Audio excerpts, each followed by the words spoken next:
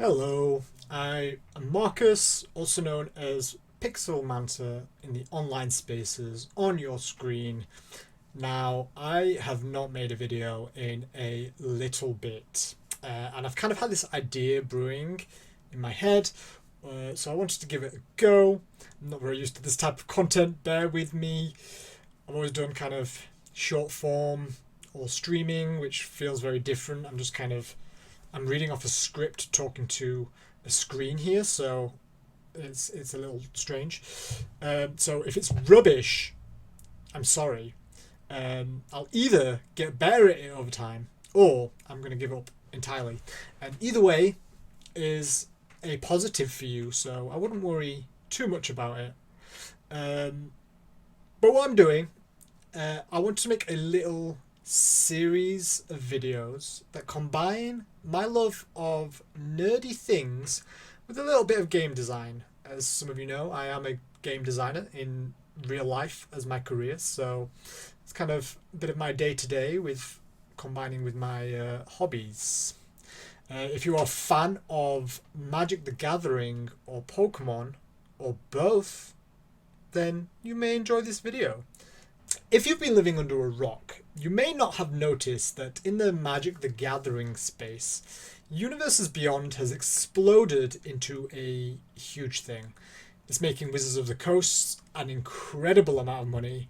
Their Final Fantasy set absolutely destroyed their previous records of earnings.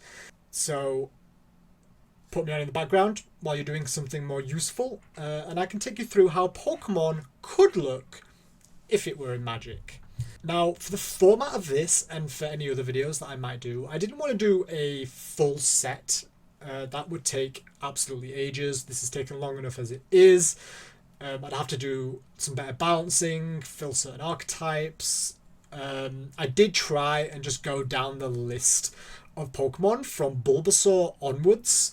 I got a fair way, but honestly, a lot of the designs were flavorful. They kind of fit the Pokemon, but they're a bit uninspired in a vacuum without kind of specific interactions or strategy to build around. So what I found really worked was coming up with my own version of a Commander Precon. I got a few mechanics to work around. I got to choose Pokemon that mechanically and flavorfully fit the deck. And I don't have to balance a million cards to make it work. I stuck to about 60 cards per deck, assuming the other 40 would be a mixture of land reprints or Sol Ring type cards or whatever. So I didn't want to spend that much time in that space. I'm also going up in generations. So the first one is Generation 1. But all that means is that I chose a legendary Pokemon from Gen 1 to be the commander. And I chose cards for the deck that fit from any generation. I didn't limit myself for the 99. It just limits how many of these I would do. Otherwise, I could literally go on forever. The first deck and the first card I'm going to show is Mewtwo. Legendary Pokemon equating to legendary creatures in Magic is so perfect, it writes itself. It also fixes a lot of general Universes Beyond issues of having loads of legendary creatures, since most IPs are filled with unique characters, but Pokemon not being unique is actually really great. I'm going to talk a fair bit about this card, so strap in. I swear the rest will go faster. It's just we got to set the tone here. So let's talk about types. There are 18 types in Pokemon, 5 colours in Magic, or 6 if you include colourless in there as its own thing, which, you know, kind of feels like it could work out fairly evenly, but in reality certain types definitely do give out colour vibes. Feel free to chime in, I'd love some discussion about this. I think there's definitely certain arguments for certain types to be in one colour over another, maybe across multiple colours, so I think it's a really interesting conversation. But of course, Psychic is blue. This is one of the clearer ones, I feel. Both Psychic and Blue are about mind over muscle, making clever plans, messing with your opponent's brain or sensors. Blue has mind control, time control, memory loss abilities, all of which embodies the Psychic type. So that is our first connection. I do feel like most Pokemon can fit into monocolor. The imaginary Magic the Gathering Pokemon crossover could be a monocolored Matter set. But there are some arguments to be made for dual-coloured Pokemon, especially those with two opposing types that don't overlap their colour properties. Another group of Pokemon I think that can push for more colours are the legendaries. They often have grand and mystical powers or more fleshed out backgrounds and personalities that can match with multiple of Magic's colour identities. So legendaries get a pass for me as some of the only Pokemon that are able to have 3 or more colours. And not all of them will, but some, and we'll see as the series progresses. So in the case of Mewtwo, I'm adding black to its colour identity. It's psychic, but Mewtwo is troubled and misunderstood and has often played the role as an antagonist. Not that blue creatures can't be antagonists in Magic, but Dimir Mewtwo feels so right to me and lets us have a little more variety in this commander deck.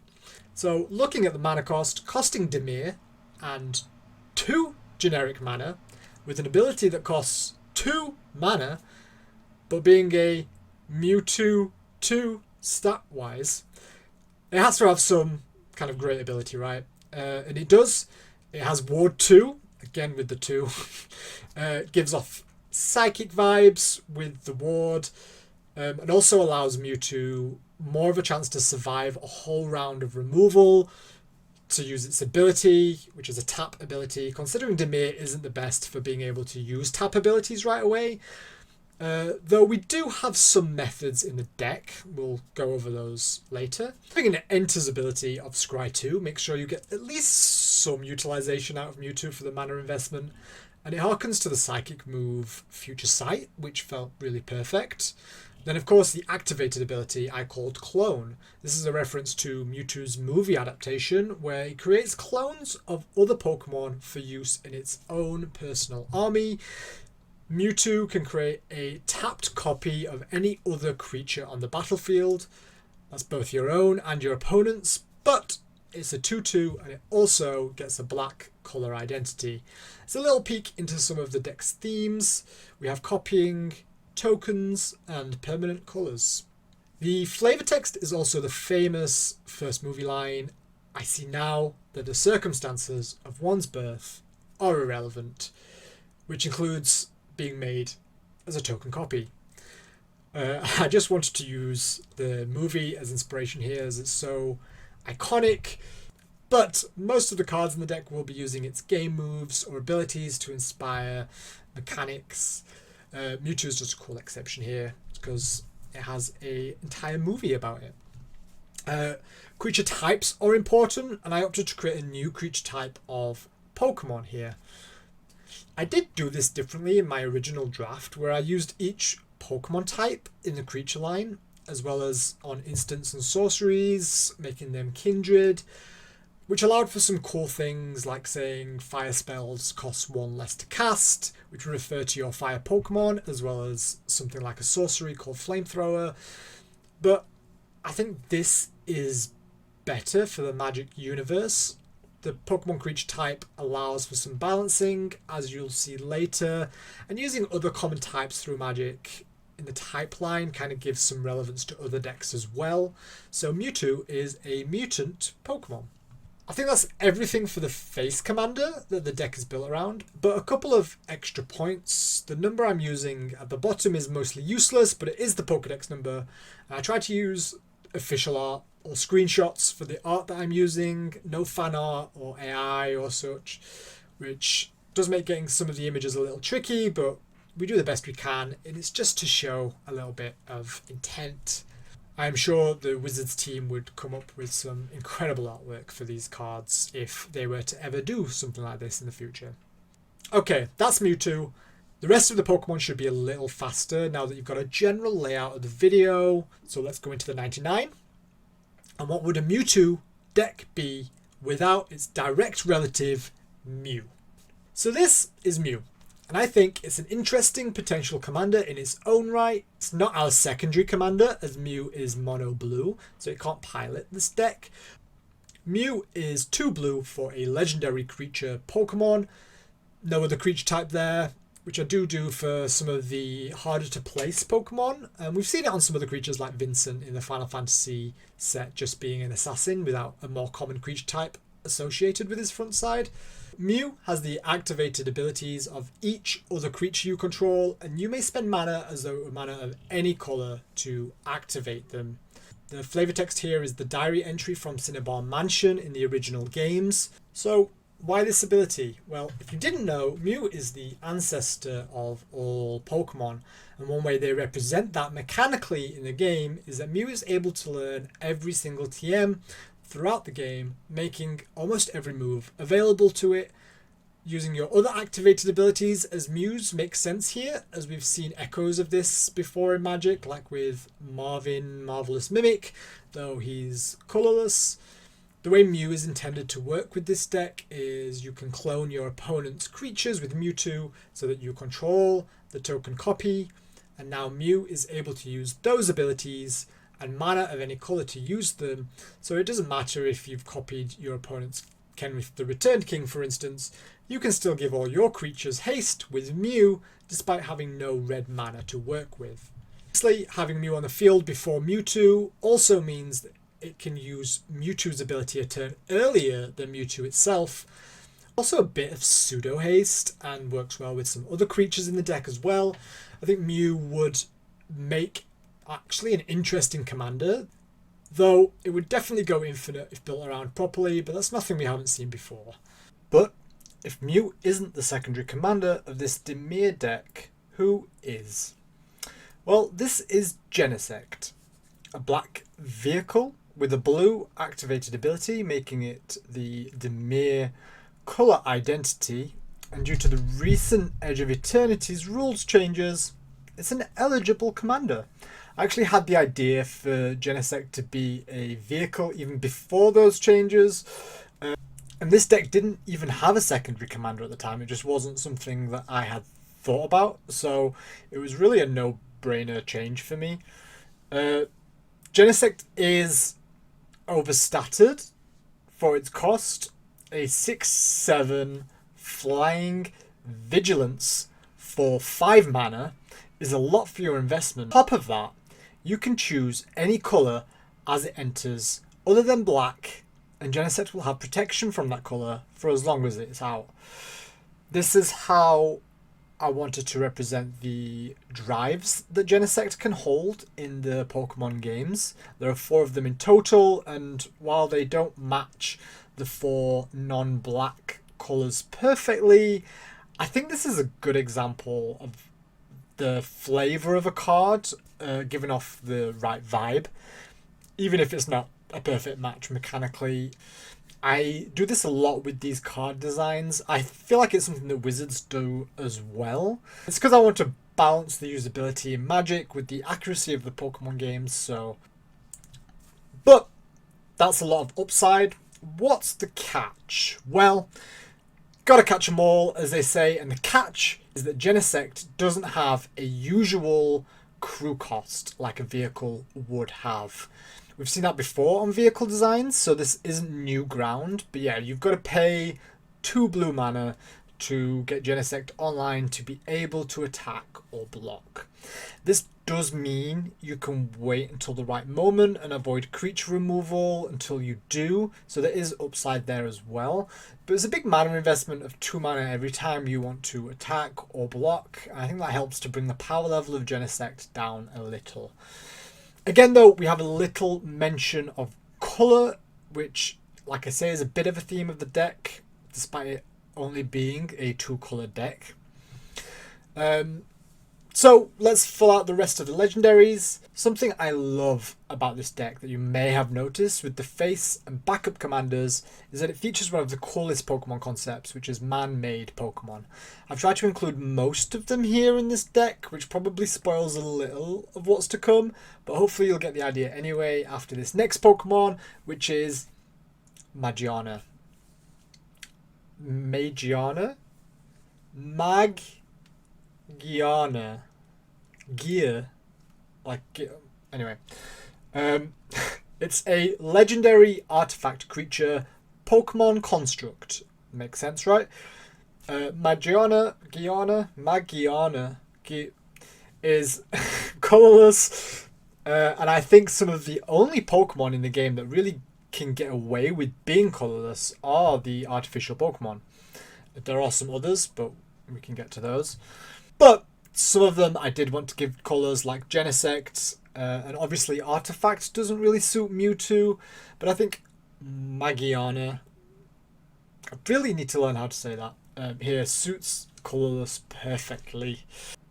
So in the games, they have a unique ability, Soul Heart, which raises its special attack every time any Pokemon, yours or your opponent's, on the field faints. I've brought that across here as well. It gets a +1/+1 counter anytime any other creature dies. But pair that with its first ability of gaining life equal to its ever rising toughness whenever a creature you control enters. And I feel that suits this Pokemon very nicely. Hopefully it helps support the deck because of all the creature tokens you're making with Mewtwo as well. It should be noted here, I'm using legendary in its broad sense. I know mythicals are technically their own thing in the Pokemon games, but they are treated under the umbrella of legendary as well, and I feel it fits for Magic. This is relevant information for our next and last set of legendaries featured in this deck.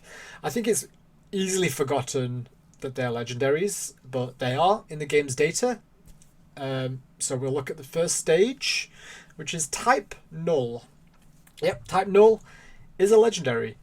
This one in particular is a legendary artifact creature Chimera Pokemon, and it has Changeling. This is an ability in Magic that means the creature has all creature types. It is a leftover from my original design I mentioned earlier, where I used Pokemon types in the creature line, so Type Null would essentially be all types at once. As a reference to its RKS system, being able to choose whatever type you want it to be. But I think it still works without that. It is a Chimera after all, so that's the idea of the Pokemon. Type Null is also a mana dork and is able to tap for any colour, for each colour permanent you have on the field. It's basically a worse Bloom Tender or Faburo Elder, since it doesn't tap for any mana by itself. But those other cards are very good, and this is colourless, so can appear in any deck. So maybe it is a little too good in that sense. In this deck, though, you can get the non-black or blue coloured permanents by copying your opponents with Mewtwo. So that's the fun little hoop to jump through. It might be a bit too good outside of this deck, though. Honestly, it should almost definitely cost more if it has this effect in colourless. But let me have some fun. And at least it can't be copied with Mewtwo. It is a nice ability, however, for Mew to use. And here's Arceus from Wish, Silvally. It is time we talk about the Don fan in the room. How do we evolve Pokemon? I have seen a lot of different designs across the custom Magic card world for Pokemon evolution. Some thought of flip cards, but a card only has two sides. You could use those kind of upside down cards from Kamigawa. Those could be cool. Level up mechanics, like leveling up in Pokemon, is also an option. See, the difficulty here is if you have separate cards for each Pokemon, like I have, it's all cool in a format like Standard, where you can run 4 of each. But in a singleton format, like Commander, it can be really hard to find the pieces that you need from 100 cards to be able to evolve, and potentially rendering some cards kind of useless. So I've opted to do it like this. Every card is designed to be able to be cast by itself, just as that Pokemon. Like here, you can see you can cast Silvally for 4 mana. I have Evolution as an alternate casting cost. You basically get a discount in mana if you have the named Pokemon already out on the field and you exile that Pokemon as you're casting this new one to replace it. The discount is quite heavy because the cost is you're not going up in creature count, you're getting rid of one. but it also does let us do interesting things with enters and leaves the battlefield effects. It can only be done as a sorcery, and I think that about covers it for now. But also, if anyone comments saying evolve sounds better than evolution, I do agree with you. But unfortunately, evolve is already a keyword in Magic for an entirely different mechanic, so we're stuck with evolution. What do you get for your efforts? Well, Silvally is the same types as Type Null. Also, with Changeling and Arceus system, it gets +1/+1 for each colour among permanents you control. And it also makes your spells cost 1 less for each of those colours as well.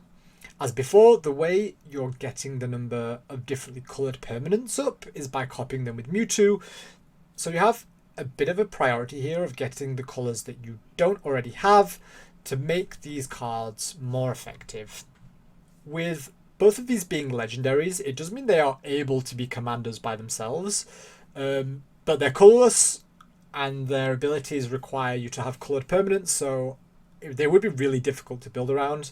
But I think that's kind of fun, and you could do it, and why not? So that's all the legendaries for this deck. Let's take a break from Pokemon for a moment to look at how we're able to find the evolutions to be able to utilize their reduced evolution costs more readily. This is the first of a few artifacts that can tutor or search out creatures from your library.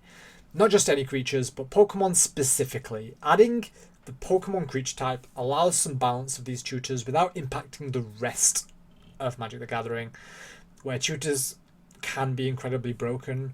Don't pay too much attention to the mana here. It could be a bit too easy, but hey, they're just to show a bit of progression between the artifacts or the different Pokeballs. Each one, from Pokeball to Great Ball to Ultra Ball, search for a different, less limiting Pokemon creature from the library and puts it into your hand, with the Master Ball being able to grab any Pokemon and stick it straight onto the battlefield. Obviously, a very powerful ability, but that's why it's some high mana cost mythic. But let's get back to the juicy stuff, the Pokemon. The next one is one of my favourite designs in the whole bunch. It is Abra. Our first non-legendary, just a little common, 1 blue mana, flash with teleport. Whenever an opponent casts a spell or attacks, return Abra to your hand. It's a 0/1 with just the Pokemon creature type, because what else could it be? I did consider the Fox creature type, as the line does have some kind of Kitsune-like features, and Magic already uses the Fox creature type for their humanoid Kitsunes as well, but it didn't really feel quite right in this case. For anyone that's been into Magic for a while, this card might ring a few bells. It does have notes of Norin the Wary, which is an amazing coward creature that runs away anytime your opponent does anything, exiling himself and bringing him back to the battlefield. I wanted to do Blue's take on that with a slightly powered down version. Unlike Norin, you still need to pay mana to bring Abra back out onto the field, but you can do it at instant speed, so it can be used as an emergency blocker if you need. You can also get cast triggers from it as well, and enter the battlefield ones. Overall, it's a fun design, and I like it a lot personally. It's very flavourful for Abra. Then we have Kadabra, which can evolve from Abra if you do keep it out onto the field. It also has Flash, though you have to evolve at sorcery speed, and it has Trade Evolution, which is a fun mechanic. In Pokemon, Kadabra and some other Pokemon need to be traded in order to reach their final forms. This lets you search for Alakazam, get it, and then switch it with an opponent's creature. So it's a bit like you traded Kadabra away and it evolved for your opponent. But with the way that Alakazam works is that you still benefit from this interaction. So Alakazam has an enters the battlefield effect, which you control if you use Kadabra's Trade Evolution. So you can do this before trading Alakazam away to an opponent. But also it has Flash itself, so it can just be used as a little removal spell in a pinch. And next is Drowsy. It's a simple design, but we need them as much as the complex ones. 2 mana, 1/3 with Hypnosis. You tap a creature when it enters. They go to sleep now. Hypno is also here, and one of the very few non-legendary Pokemon I feel gives off multicolored vibes. Dimir Hypno makes sense to me. You add black to evolve the mono blue Drowsy, and you can tap Hypno to take control of an opponent's creature and keep Hypno tapped to maintain control. So if they remove Hypno, or if it gets untapped some other way, then the stolen creature returns. This is inspired by a magic creature, Rubinia, if you've ever seen this effect before. But it's also a nice Mew ability as well. We also have Hypnosis here as a sorcery. This is a functional reprint of Entrancing Melody, essentially, allowing you to steal a creature by pumping mana into the spell, but I wanted to show it off here and give a little taste into the instants and sorceries of the deck, such as Shadow Ball, Mono Black Edict, which is the term for forcing your opponents to sacrifice. We've seen black move a little more into enchantment removal of late, and this is another less direct way of doing that. I like it, it's kind of straightforward. We also have Ally Switch, allowing you to exchange control of 2 creatures. Interesting thing here is you can make a copy of your opponent's creature as a 2/2 with Mewtwo, and then likely switch it with the real thing, or an even more beneficial trade. Lastly, Amnesia, forcing every player to discard and draw cards equal to the colours among permanents they control. Another little peep from our colour sub-theme here, and something you can control by making copies. Just be careful about playing this against those 5 colour decks, it might not work in your favour. Some of you may have worked it out, but for those who haven't, there is a bit of a trend with these instants and sorceries and the other ones that are used in the deck. And I'm going to do the same thing with all of the Magic Pokemon decks that I'm doing, which is that they are all Pokemon moves that the commander specifically can learn. So all of these moves are possible to be used by Mewtwo in the games. The same is true of the enchantments, such as Mist, which prevents your spells from being countered, similar to it preventing your Pokemon stats being reduced in the game. And this little fun thing as well, Trick Room.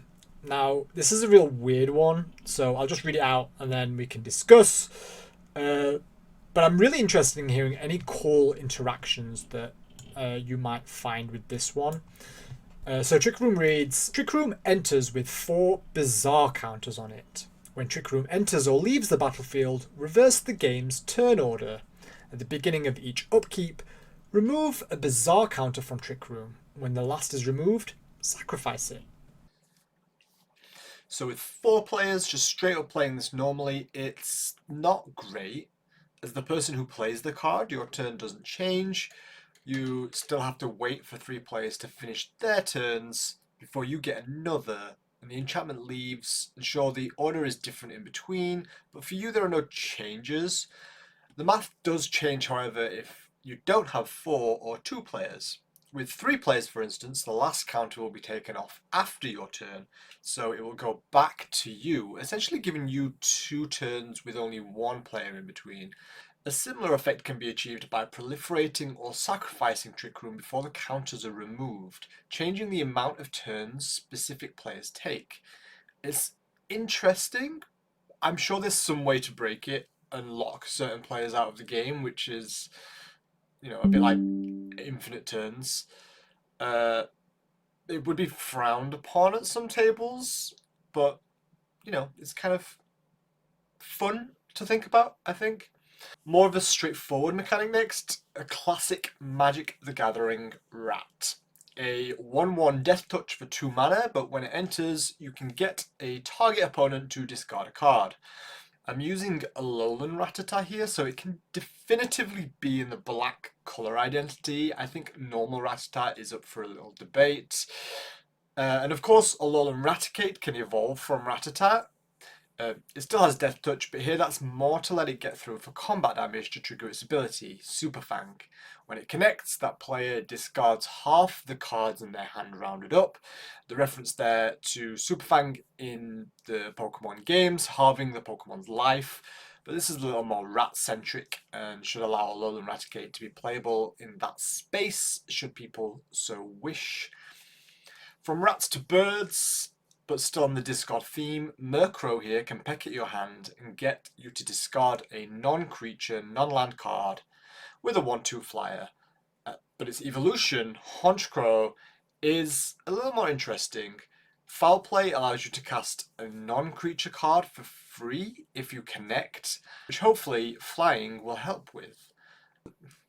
I'm just noticing now that I wanted to call one of those two abilities Thief, but I ended up with neither of them called Thief. But, oh well, it still fits. Talking about stealing, everyone's favourite murder balloon is here too. A spirit balloon, which I think is a cool combination of creature types. Flying, and when it enters, can temporarily exile a creature with equal or lesser power. And of course, its evolution, Drifblim, is here. So the play pattern is if you evolve Drifloon, the creature will go back to whoever's it was, which could be a benefit if you exiled your own creature with the intent of evolving it to trigger its enters ability again. And then Drifblim has its ability from the game, Aftermath, which is then when it dies, you can destroy a creature. It may or may not be the threat that you exiled earlier and then returned, whenever you choose. Speaking of removal, we have some new options here. Confusion is a Dimir take on an unsummoned spell where you can return a creature to its owner's hand, and then that player discards a random card. A chance to hit yourself in confusion.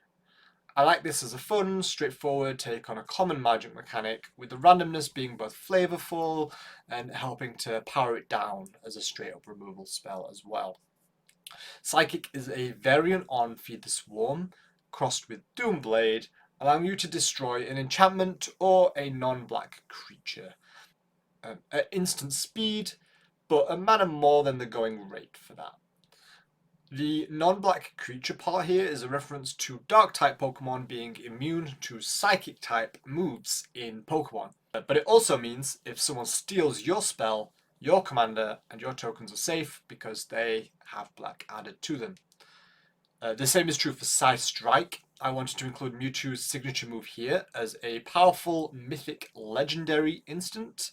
You do need to have a legendary creature or planeswalker to be able to cast it, and any legendary will do, but if you have Mewtwo out, you can cast it for free.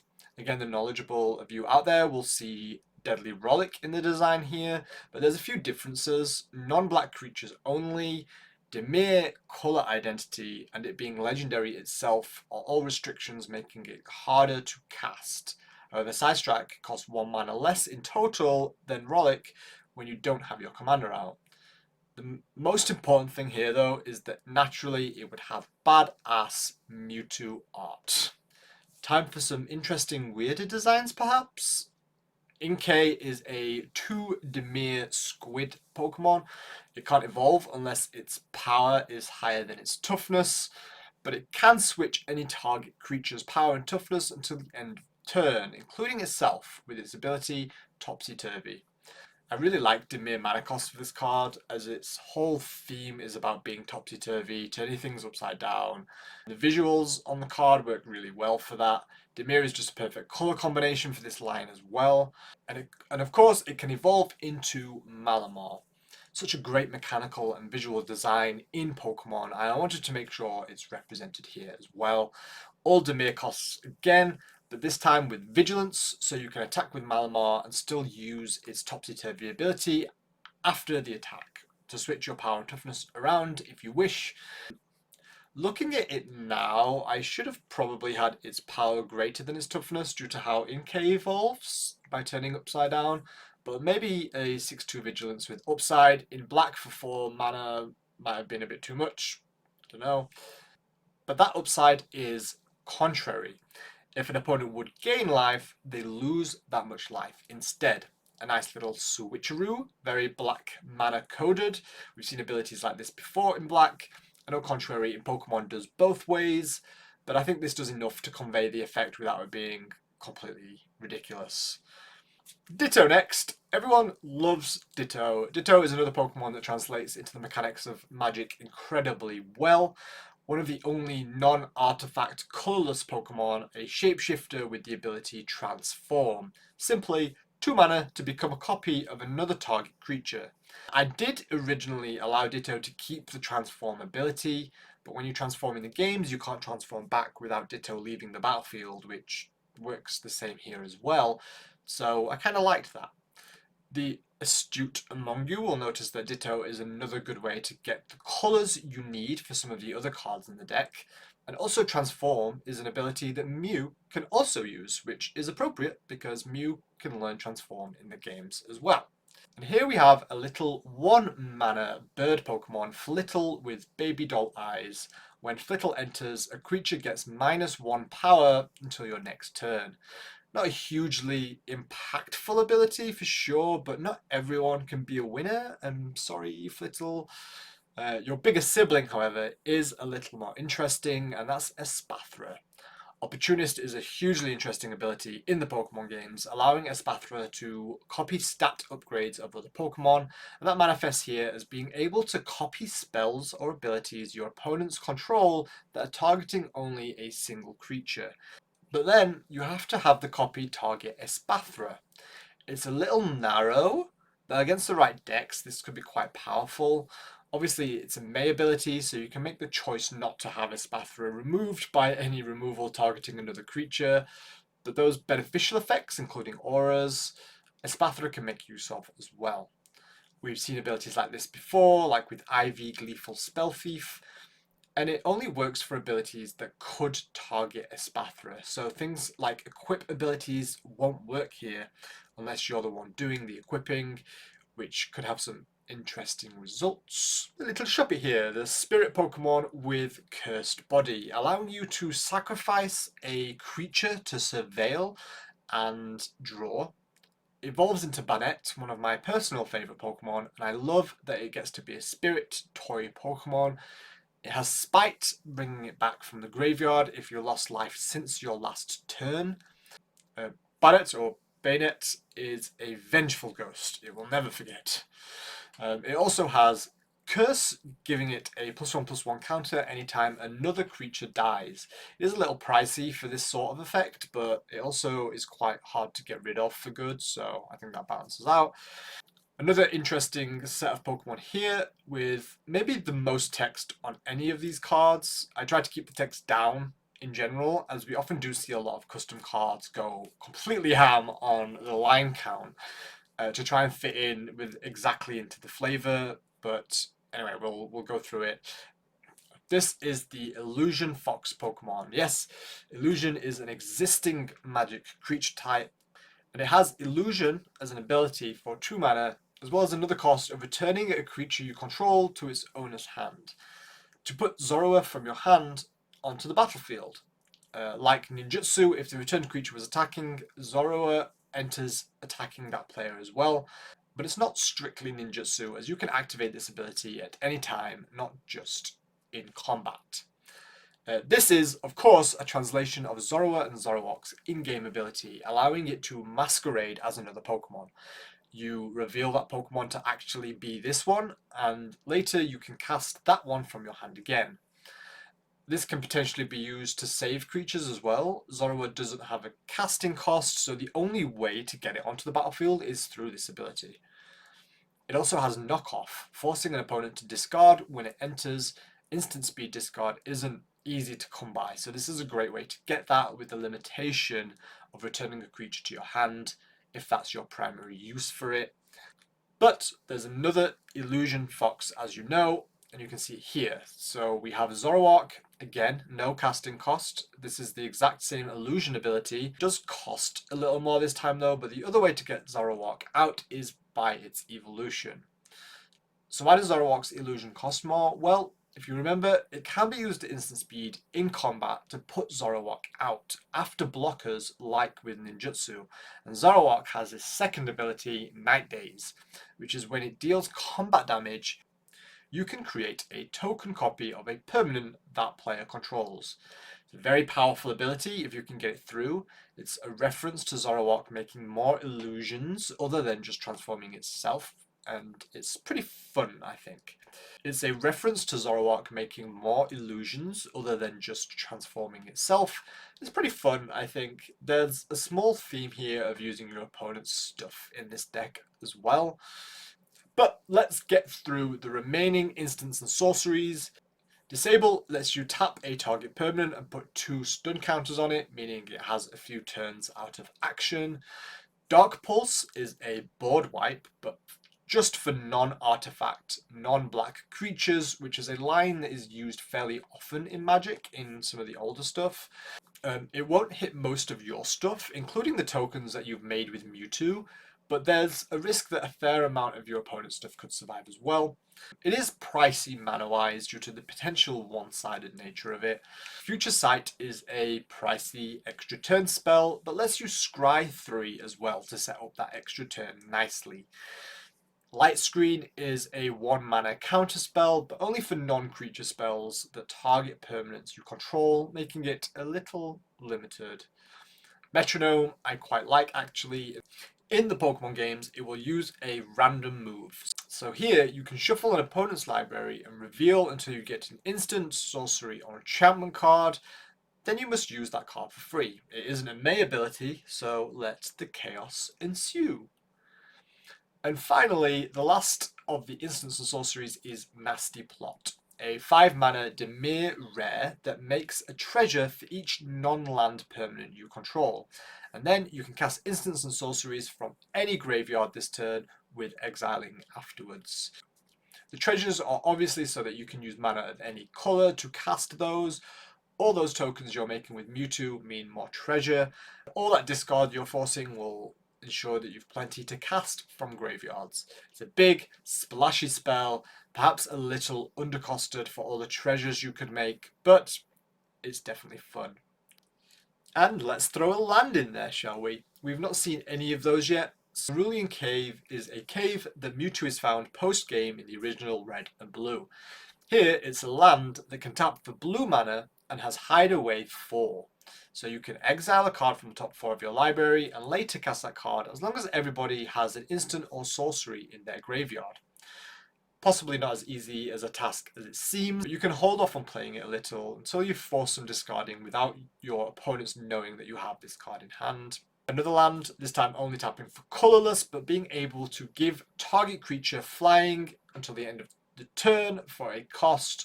Not quite Rogue's Passage, but it's a little cheaper. Valley Windworks is here, of course, because of Drifloon and Driftblim being in the deck. And the final unique land I made for this is Silphco. It's an artifact land, and it doesn't actually tap for any mana. Instead, you can sacrifice a creature and make a treasure token. Then for X and Dimir, you can tap this and search your library for an artifact with mana value X, put it into your hand. It's a very powerful ability to have on a land for sure, but we've seen similar things before, and this is not inherently tapping for mana, so I think that it does help keep this land in check. I did want to include some ways of making treasure in this deck, especially as you do need ways to activate the odd ability here and there of a green, white, or red creatures that you're copying with Mewtwo, so this feels like it fits thematically and has some use. But there are definitely some powerful decks that this could go into that might make it too powerful of a land in the broader Magic terms. Now, into the final leg of our journey, we've spoken a little about artifacts and man-made Pokemon.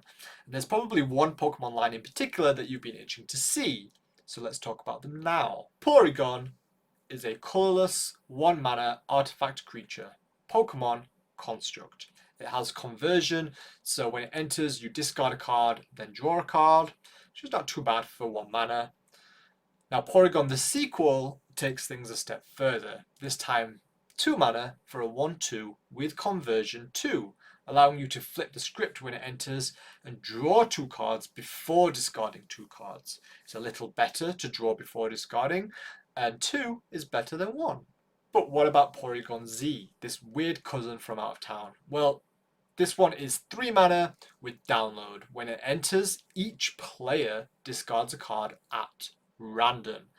and then you draw cards equal to the amount of cards discarded this way. A little crazy, less calculated, but with some good upside. And some of you might have noticed there that the Porygons don't have evolution. It's on purpose, don't worry. We're introducing 2 other artifacts of interest. Upgrade is a simple equipment. It gives the creature it's attached to +1/+1, a small upgrade, but as long as it's equipped to a creature named Porygon, creatures in your hand named Porygon 2 have evolution Porygon 0, meaning you can equip this to Porygon and evolve it to Porygon 2 for free. Dubious Disc is similar, except evolving Porygon 2 into Porygon Z and giving the equipped creature +X, where X is the number of cards in your hand, fitting well with Porygon Z's ability. Now, I'm aware that these methods of evolution make it really difficult to actually fulfill the conditions, but I think it's okay for some evolution to be harder to achieve than others, and this one has the payoff of being totally free if you do manage to fulfill the conditions. So I do see it as more of an interesting challenge than anything meant to be balanced on the same level as the others. But I've got a couple more equipment that I feel fits Magic especially well. Of course, they're all held items from within the Pokemon games themselves. The first is Focus Sash. If the equipped creature dies, you return it to the battlefield and sacrifice Focus Sash. A one-time protection from death in equipment form.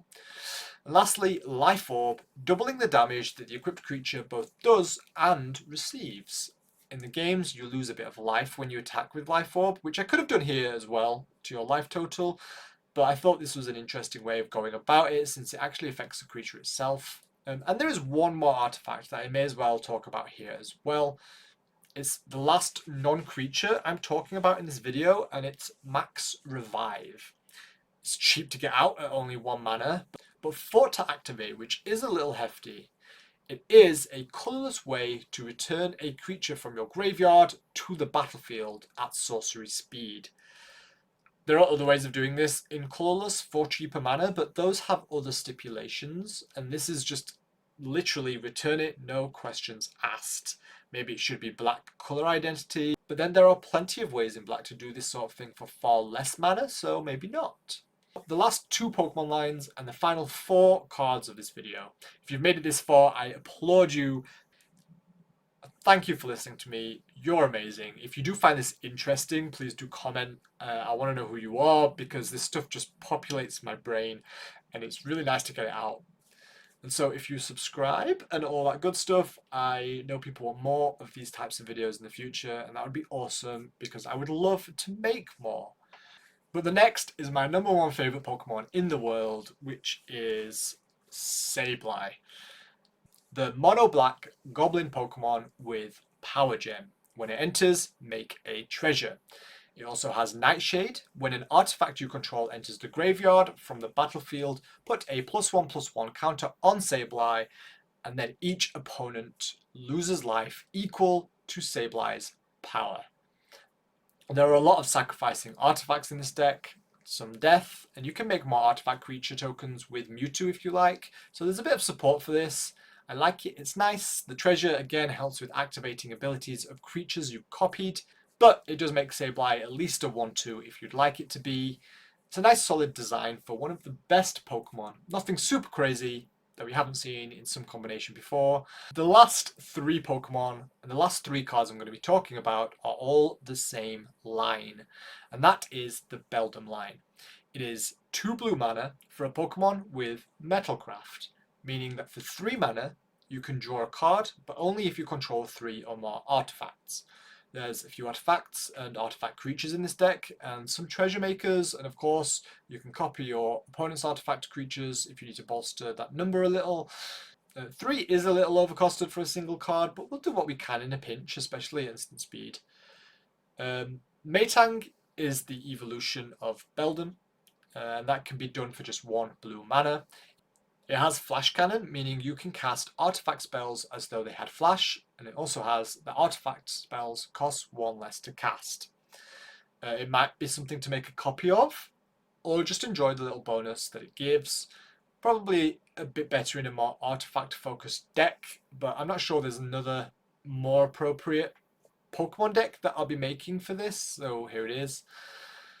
Fun fact as well, since Maytang is just 2 Beldums fused together, like the flavor text says, its power and toughness is the same, going from a 1-2 to a 2-4. And finally, Metagross is the last Pokemon and the last card I'll be talking about in this video. A hefty 6 mana creature, 3 of it being blue, and 3 blue to evolve Maytang. Again, its power and toughness are double that of Maytang at a 4-8 this time, and it has 2 abilities. The first is Light Metal, is that tokens you control are artifacts in addition to their other types. All tokens, including the creatures that Mewtwo is making. So copying just normal creatures is going to play into the artifact synergies like Sableye, and then also the second ability is Magnet Rise, which is that whenever an artifact enters under your control, you draw a card. It's a big effect here, any artifact plus any token, since your tokens are artifacts. This is a lot of card draw and could potentially be undercosted for such an ability. However, making your tokens artifacts does open them up to more removal, like Vandal Blast and such, but who cares when you're drawing so many cards. Just don't completely deck yourself out. I love drawing cards for Metagross, as drawing in Magic is often associated with knowledge and gaining more knowledge, and Metagross, with its comparison to a supercomputer, is gaining that knowledge from man-made sources, being artifacts. A powerful card, and probably one that would make a good enough commander in its own right, but not every card needs to be a legendary. Right, wizards? So that's everything. Thanks to everyone who made it this far. Like I say, let me know if you enjoyed this sort of a video. I hope it was fun seeing some Pokemon designs put into Magic the Gathering. I love both of these franchises, so I definitely enjoy doing this sort of a thing. If you have any ideas for other franchises to cross over like this, please let me know. I'd love to expand the series a little if it does become a series, which I guess we will see if this does well or not. But thanks again, and goodbye.